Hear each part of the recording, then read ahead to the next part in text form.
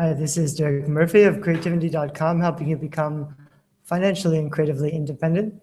And I'm answering a bunch of publishing questions that people often ask me. And this one is about KDP Select and also ebook distribution and also pre-sales. It's a little bit mixed up, but these three things have a lot to do with each other. And we've been discussing them a lot recently. A lot of big publishing, self-publishing platforms have been talking about them. So first of all, KDP Select is Amazon's Kindle exclusivity contract. And basically you say, I will only publish my ebook with Kindle for 3 months, and then you get some rewards. You get some special things that you wouldn't get otherwise. The main one is you're allowed to give your book away for free for 5 days.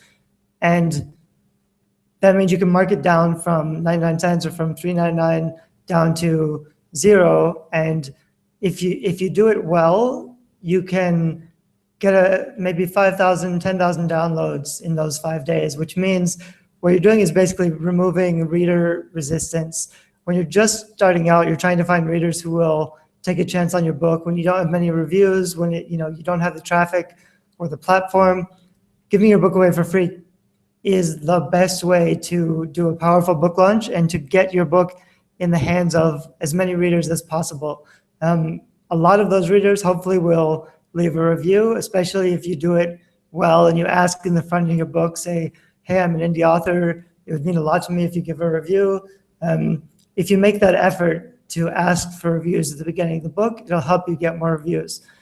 But some people will say, first, they don't want to be stuck with exclusivity for 3 months with Amazon because they feel like they'll be missing sales on other platforms, Apple, Kobo, Barnes & Noble. However, what almost always happens is if you put your book out on a lot of other platforms, you won't see as many sales. It goes like this.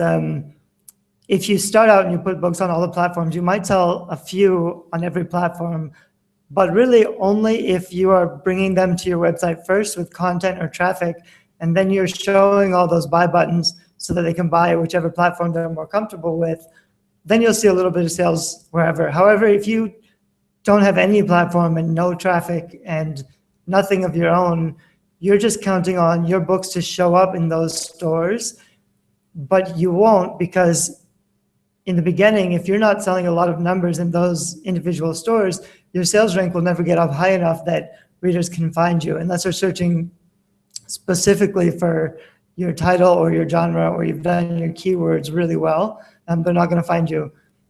The way that they find you is to sell 5 or 10 books a day so that you stay up on top of those category lists so that people can find you. When you're starting out, it's much easier to send everybody to Amazon and keep everybody just buying on Amazon so your sales rank on Amazon stays up higher, instead of sending them everywhere and getting really low sales ranking spread out with a bunch of sites. And so that's why Mark Coker will say from Smashwords, it's better to, if you have a product, instead of putting your product in one store, you want to put your book in every store so that more readers can find it. That would work for normal products in normal stores. But what actually happens is if you sell more products in one bookstore like Amazon, they'll promote you harder. They'll push you up in the windows. They'll put you in the front display. They'll make an effort to show you to readers who might be interested. Amazon even sends out email updates to readers who have bought books and says, hey, you might like this book too. Amazon does a lot of work for you to keep you selling books once you've started selling books. And so that's why I think, especially in the beginning, 3 months of work to focus on Amazon is not a big deal for that exclusivity cost. And then you can use the KDP Select free days to get those first readers, set a low price, 99 cents, then maybe $2.99, $3.99, build up a lot of reviews on Amazon first, and keep driving your traffic there to keep your numbers high. Then when you have 50 reviews, 100 reviews, and it's selling well on Amazon, then you can put up the other buy links to the other sites and put your book in everywhere else, because now people will be looking for the book because people know about it. So in the beginning, it's not a good deal for long term. I wouldn't stay in it forever, but for 3 months, I think it's worth staying in KDP Select in the beginning because it really helps you'd have a strong book launch when you're starting with no platform. It's different if you're an established writer, if you have a website or a platform with a lot of your own traffic already, and you don't need as much help from Amazon, or you don't need those extra bonuses for a really good book launch. If you don't need that stuff and you're already selling hundreds of copies a day, then yeah, you could take your book off of just Amazon and put it on the other platforms, and you'd probably see more money. But in the beginning, for marketing reasons, not for earning reasons, I would put all your eggs in one basket and focus on Amazon. Pre-sales is a little different because you can pre-sale now on Kindle. You can set up your book on pre-sale.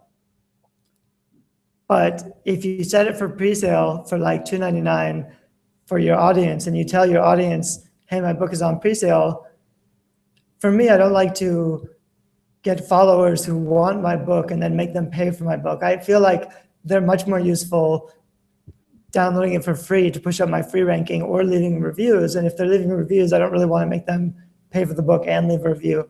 So what I wouldn't do is try to pre-sell it for $2.99 and get your people to buy it and then give it away for free in KDP Select, because then your readers may feel they got ripped off, justifiably. So I would rather not do pre-sale if I'm just going to focus on Amazon, because I can do a hard launch.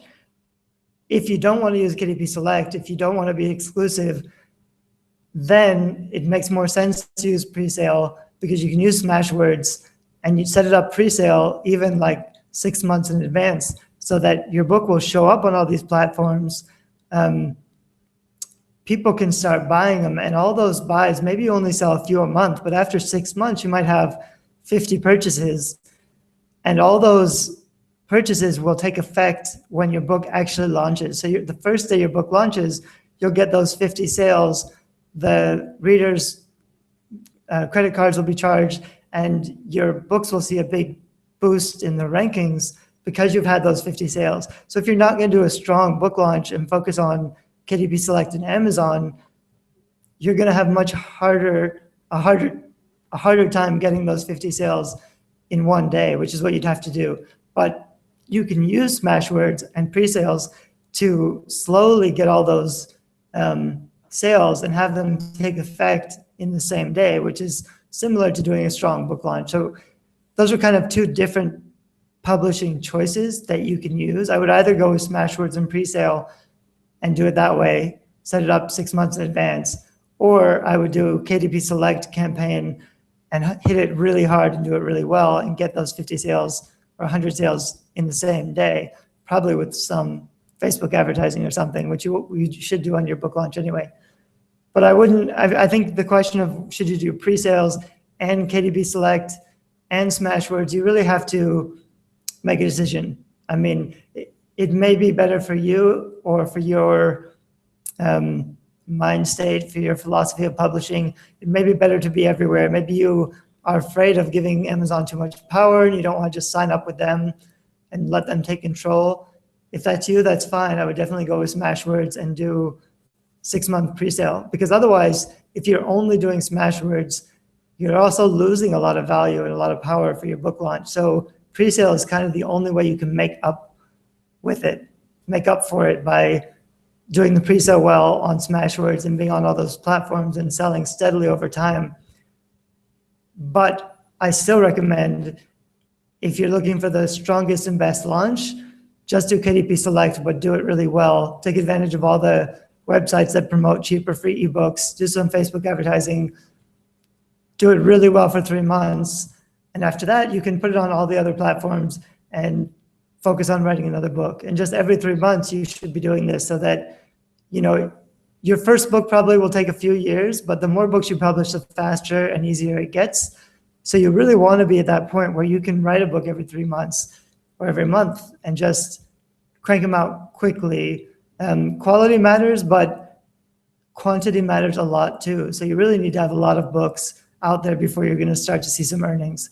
So you always want to be thinking about how you can publish faster, better quality, and more books. Okay, so those are some things to think about if you're publishing. I'm Derek Murphy, and if you have any other publishing questions, you can just email me and I'll make a video for you or respond by email. Thanks.